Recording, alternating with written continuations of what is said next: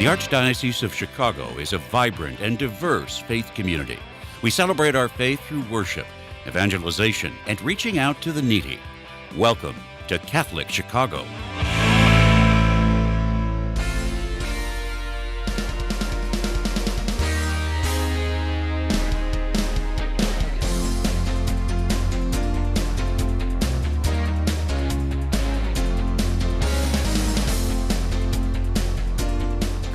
Welcome to Beyond the Headlines. My name is Joyce Duriga. I'm the editor of the Chicago Catholic, the newspaper for the Archdiocese of Chicago, and this is where we talk to the people who are making the headlines that we're covering in the latest issues of the paper.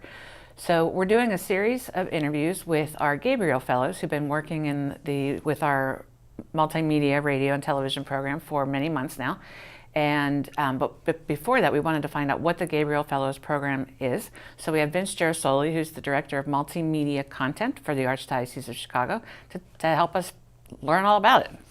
Well, I'm happy to be able to chit-chat with you today about it. We're really excited about this program. It has meant an awful lot to us, and it's just infused an awful lot of energy into our day-to-day operations here at the Archdiocese, where we produce content for various platforms at the Archdiocese. But it's just brought a spark of energy, and it's helped us cover more events, more material, more of the good things that are happening throughout the Archdiocese of Chicago. And at the same time, we've been able to watch these fellows put together film projects, mini documentaries, short form documentaries is the correct form. And it's been a delight working beside the filmmakers. Now, how did it all get started? Well, the program was made possible through a very generous donation from Jessica Sarowitz, who is a Chicagoan and also lives in the Los Angeles area and is involved in many things, one of them creating documentaries and creating films. And she was speaking with people on the staff here at the Archdiocese of Chicago about the power of content. You know, Joyce, you and I know about that because that's what we do for a living. And she was talking about the power of content and how maybe she might be able to help create a program where more content was created to tell the stories of everyday Catholics who are spreading the good word and who are bringing the help of the church to various communities. And so she got that conversation started, and she was able to endow this fellowship for 3 filmmakers. So when we were in the early stages, we were thinking, okay, well, who do we want these filmmakers to be? How are we going to choose them? And really, we came up with the idea that this would be an excellent opportunity for a recent graduate from a film program to spend a year with us, and they would be able to research and create their documentaries. And of course, that's a pretty big job in and of itself, but it doesn't need to take up 40 hours a week. Sure. And so when they weren't working on those projects, they would be working in our department. And for folks who don't know what we do in our department, we produce programs like the one you're hosting right now. We produce various programs for radio platforms and for our YouTube channel and Facebook spaces as well. And then we also produce broadcast masses in Polish and Spanish and English, and we travel out to different areas throughout the Archdiocese, different parishes, different ministries, and we spotlight the work that they do. So we felt that these fellows could both work on their individual projects, but they could also provide a helping hand as we do our best to cover what's going on in the Archdiocese. So that was step one. We'll work with young filmmakers who would come in and support us, but also would be working on their documentaries. So I went out to various universities that have film programs, not just nearby, but also in the New York area and out in Los Angeles. And we approached their faculty advisors, we approached their deans, and we said, hey, we have this opportunity available. So could we interest some of your students in it into applying? So maybe we should say what exactly was the opportunity. So they could join us here on staff, and they would also be paid members of our staff. So they received benefits, they received a paycheck. It's amazing, yeah. And they would join us for at least a year, maybe a bit longer. And they'd also have a budget. Each person would have a budget, and it's a considerable budget to make a documentary.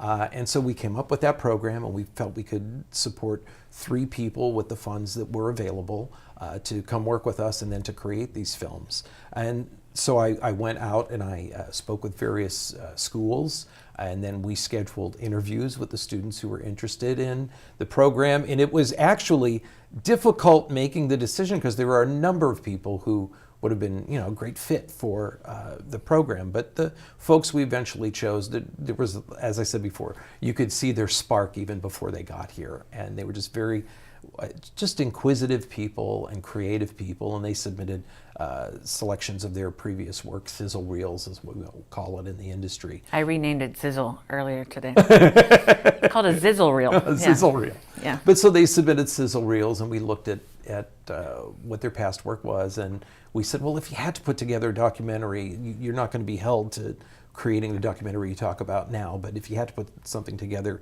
do some quick research, let us know what it would look like, and then, the cream tends to rise. And so we found 3 wonderful young filmmakers who came and joined us, and fortunately the donation also included equipment for them to tell these stories, and they are telling just wonderful stories, living like a fly on the wall with some of our ministries and some of the work that we're doing. I know that one of our filmmakers has traveled to Alaska to take a look at how the church reaches remote areas. There's one priest in particular that uses like a puddle jumper is what I'd call it, but flies from location to location. Another one of our filmmakers has spent time with our Colby House ministry, which works with incarcerated people and tries to help them make sense of what went wrong in their life and how they can turn things around. And actually, that filmmaker went behind the prison walls at the Cook County Jail and spoke with those who were incarcerated and taking part of the programs there. And then this is an issue that is reaching the top of the headlines, how the church is responding to the migrant crisis. And we have another filmmaker who took a look at that and the incredible journeys that some of these people went on and how the church is there for them to try to help them step into a viable, sustainable life here in the United States. Well, and we're going to, obviously, folks who are watching this, we're going to meet one of these filmmakers each time on this series. But, I know this is a no-brainer for us, but why does it matter? Why does content matter in evangelization in the life of the church? Well, there's 2 ways you can look at it. So first is, if you don't tell your story, somebody else will. And a lot of what we do with humility, and we're humble, and we don't try to market that to everyone. We just want to do our good works and not let everyone know about it. And that's very noble, but sometimes it's good to share that, because when you share that, what are the reactions? One reaction is, well, if they could do that, maybe they need my help to do more. And that's a good reason to save it. But also, you might inspire someone to find that spark in themselves to spread the messages of love and acceptance and help and faith. And so that's why it's important to tell these stories and to create this content. I think sometimes we tend to think of it as a pat on the back. Don't look at it like that. Look at it as sharing the word, inspiring others, and helping others find the courage or the strength or the talent in themselves to maybe go out and do the same. And we've got like 2 minutes left, but when we go out to cover stories, we run into the fellows, but how would you say that they've really impacted the life of the church locally, as far as the stories they've been able to tell, and in your office, obviously? Well, they've increased our reach, which is so important, because there are many things going on, and we only have so many people who work in our office. So how do you choose what to do? Well, they've given us the ability to be in 2 places at once, or 3 places at once, to create more content and to let more people know about what's going on in the Archdiocese. But also the energy they bring to it as well, which is they're actually, for them, sometimes this is the first time, everything's cyclical. So how many times have we been to certain events? It's just, 2022, 2023, 2024, but it's the first time for them. So there's this brand new energy, this brand new spark. And that's what they've been able to do. They've been able to help us increase our reach, and also to sort of take if it's the first time that they're at a particular event, they have a new frame of reference and they can cover it from that new point of view. And that's part of what they've helped to bring to us. All right. Well, thank you very much, Vince, for telling us about the Gabriel Fellows. Please thank the donor. I think it's been a wonderful contribution to, evangelization and spreading the good news of the Well, church. she's a filmmaker herself, and she believes in the power of communication. And I think this couldn't have happened without her foresight and without her belief in the program. And we're very happy that she had the idea in the first place. I agree. Okay, folks who are listening or watching, stay tuned. We're going to have a sizzle reel for you in just a few seconds.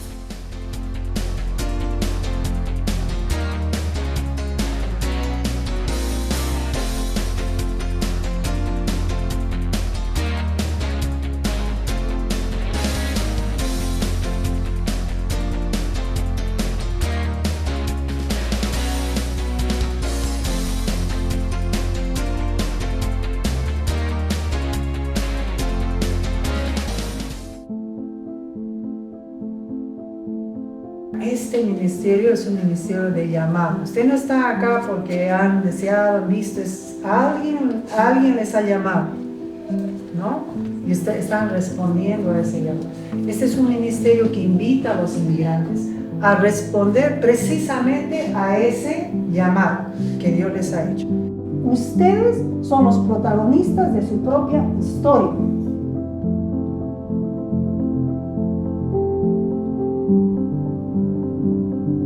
Cada uno de ustedes haciendo estas actividades, respondiendo, caminando, acompañando, trabajando por justicia, están trabajando con la comunidad, están evangelizando.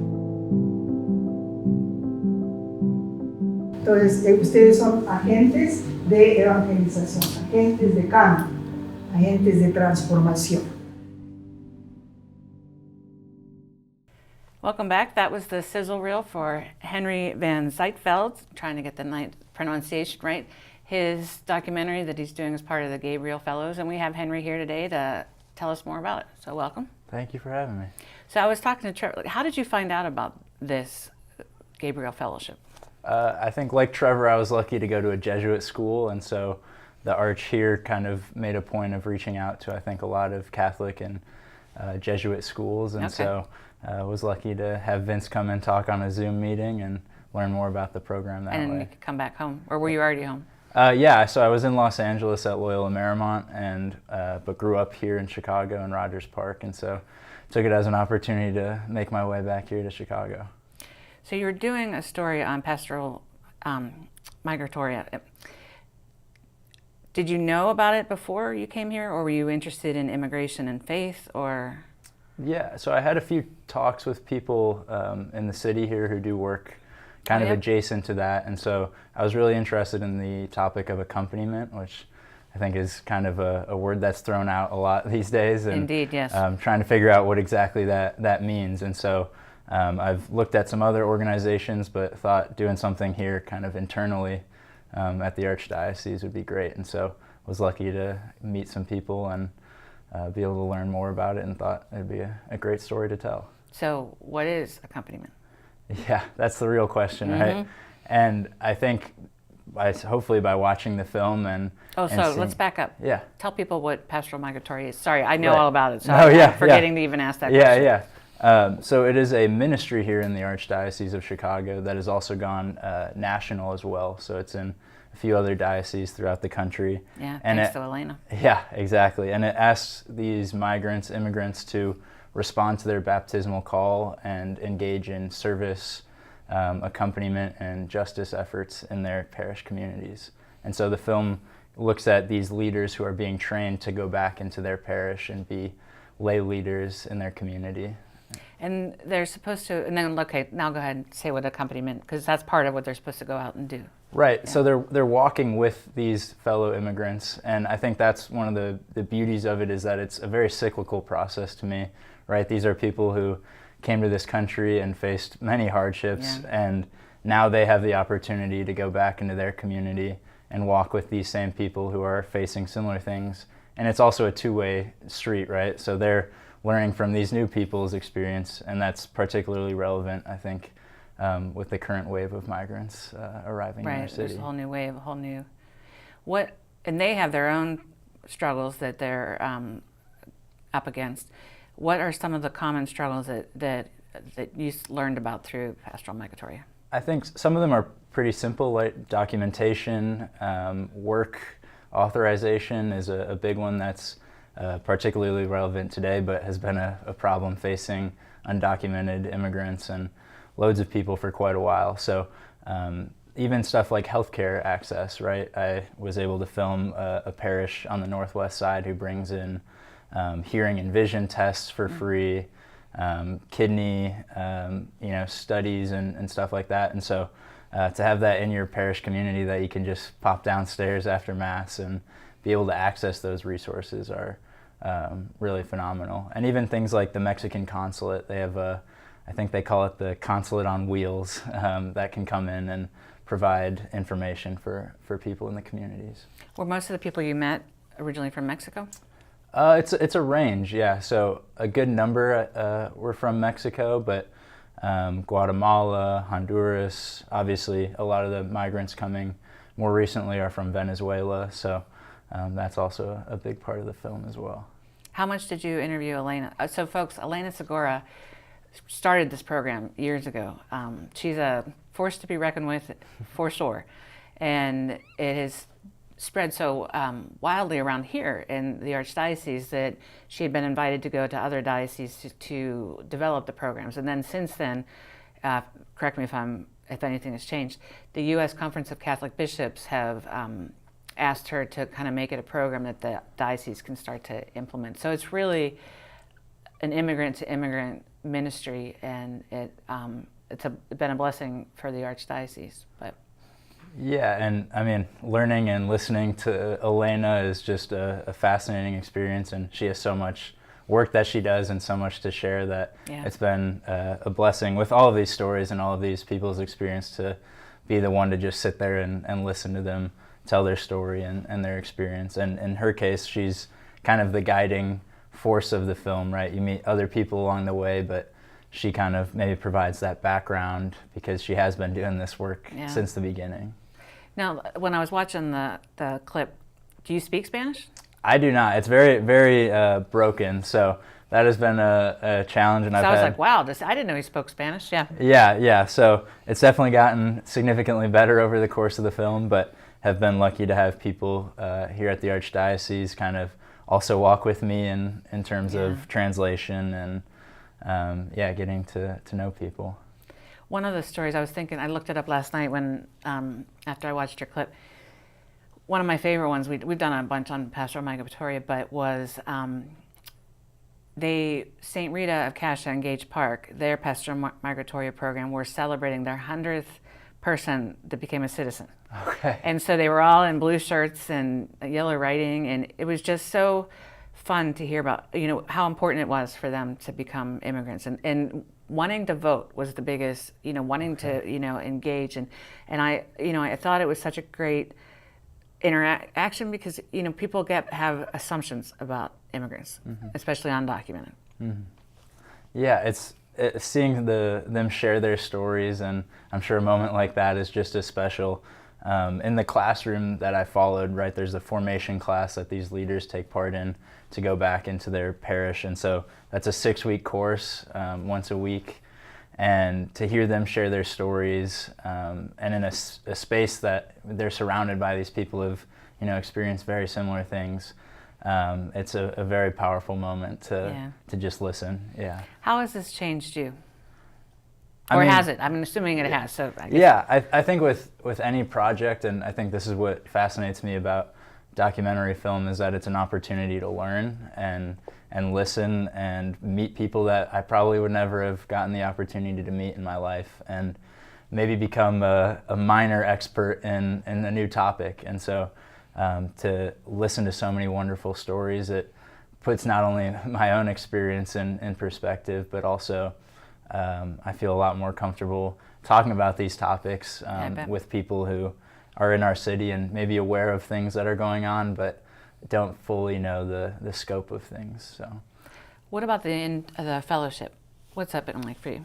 It's been really lovely, and Trevor and Melina and I all graduated from college, I guess a little over a year ago now, and so to be in an experience where you're with people that are kind of at the same timeline as you in terms of recently graduating has been really nice, and a good way, I think, to enter the workforce and kind of dip your toe into a lot of different work that we do here at the Archdiocese, and maybe learn about what you want to do next. Well, how did you get interested in film? I think a lot of people in my family were storytellers, whether they do that in their day job, right? Like my parents are both teachers, and so I think that was kind of instilled in me in a young age, and I've always had a fascination for cameras, and so started with photography, and I think documentary in particular is a fascinating one because it combines this kind of love of art, but also maybe the researcher in me as well. So let's go back to the Pastoral Migratoria. Can you explain to people kind of, so these folks, they're trained, and then they go back and some specific things that they might do with the folks. Kind of paint a picture of like some instances, where they might do different things. Yeah, so a good example is one of the subjects of the film is they're 3 couples, 6 people at Our Lady of Mercy. Okay. And that's North Side, right? Yeah, I guess you'd consider it Sort of Albany Northside Park. Yeah. I don't know. People would disagree with that, but yeah, I kind of chop it. So I was lucky to observe a lot of the work that that is being done in these parishes, and so like I said, kidney screenings and stuff like that, and hearing and vision, the mobile consulate, and all of these things are for the people in their specific parish, and they make a point of doing it on the weekends, right? So people who are working these long days can have the actual chance to actually utilize these services. And so I think each parish that joins kind of has something in mind, right? It's about listening to what the needs of the parish are, and so that might not look exactly the same for every parish. There might be some overlap, but it's about listening to what the needs of your community are and kind of gearing those programs for that reason. Is there anything you want to say to speak to some of the maybe misconceptions about folks who come here, whether undocumented or? Yeah, I think unfortunately there's kind of a rhetoric of maybe people taking on handouts, and I know that's been kind of tossed around maybe with the newer wave of migrants, and these are people who are actively signing up to be a part of their community and be a leader in their community. And I think that's incredibly powerful, right? Nobody's making them go to these late night classes every week and then going back into their parish. They're taking it upon themselves. And I think that really speaks to, there's a document called the Aparecida, which I think came out in 2007 as the result of a conference of bishops in Latin America, and Pope Francis played a big part in that, right? And so there's a particular line that talks about uplifting everybody, but that these people have to be actors of their own development. And I think that really embodies kind of the work being done by Pastoral Migratoria, because these people are taking it upon themselves to not only uplift themselves, but also their community. I mean, I know you're not Catholic, but I was teasing you that you're Catholic adjacent because you've gone to all these Catholic schools. Can you see what is the role between faith and accompaniment with this particular community? Yeah, and I think Elena would tell you this, that they're very much intertwined, right? The theology and kind of the social elements, right? So with a good example of that would be the formation class. Each class is roughly 2 hours, and so the first half is more of the theology and learning about terms like accompaniment. And then the second half, there'd be a guest speaker come in and talk about health resources. The Mexican consulate came in, and so it's really about merging the two and recognizing that an important part of your faith is this social component. And am I remembering in the clip she said it's an evangelization tool as well? Exactly, yeah. So each part, I think, plays an incredibly important role, and it's really all-encompassing of these different elements. So has that expanded your idea of faith? I don't know if you practice faith, or the role of God in everyday life, or? Yeah, I grew up in the Presbyterian church, and so I think with this project and others, it really has reinstilled the community aspect, and I think the church as honestly a physical space where this work can be carried out, right? It's not just a space where you go to pray for an hour on Sunday. It's a space where maybe you're praying through your actions and kind of getting out of the pews and truly living out your faith. And I think this program and all the work they do is one of the coolest ways I've seen that faith kind of embodied. And it's a natural meeting spot, right? Because when they're in a new situation, maybe they seek out God or they seek out their faith. Or if they were raised Catholic and they're coming here, well, a lot of the traditional Latin American countries were Catholic. So it's a natural but yeah, especially with our teaching about immigration and, you know, the sanctity, even just we were talking to Trevor, but the sanctity of the person, right? Human dignity is a very important component of it. And there are some great lines in the project about how that isn't often recognized in kind of the immigrant community. And I use the posada that is put on by Pastoral Migratoria and the Archdiocese as kind of a framework for the film. Because you see, you know, Mary and Joseph walking through the loop in this case, and they go to all these spots where essentially their dignity is denied, right? Whether it's outside the prison or even a school, right, where undocumented students struggle to get certain resources. All these places where human dignity is denied, and in the end they arrive at the church and they're kind of recognized as the face of Mary and Joseph. And I think that speaks to what a lot of people are looking for when they come here, right? Posada is shelter, and there's the physical shelter, but also kind of the spiritual shelter and community as well.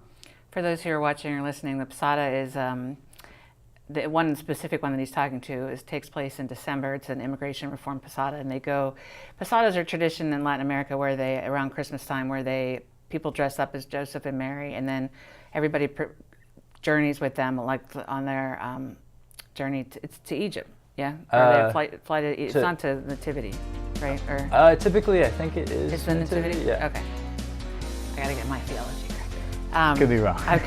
I know it. Yeah. So, but it's a neat thing. A lot of parishes will do it it's just a general posada, but this one, Pastoral Migratoria sponsors, or the immigration office used to sponsor it, and it's downtown, usually early in the morning.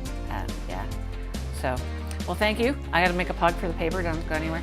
If you want to go to ChicagoCatholic.com, you can check out what we're doing and the news that we're covering. Our content is up there. You can subscribe. We're $35 a year. We come out about every 2 weeks.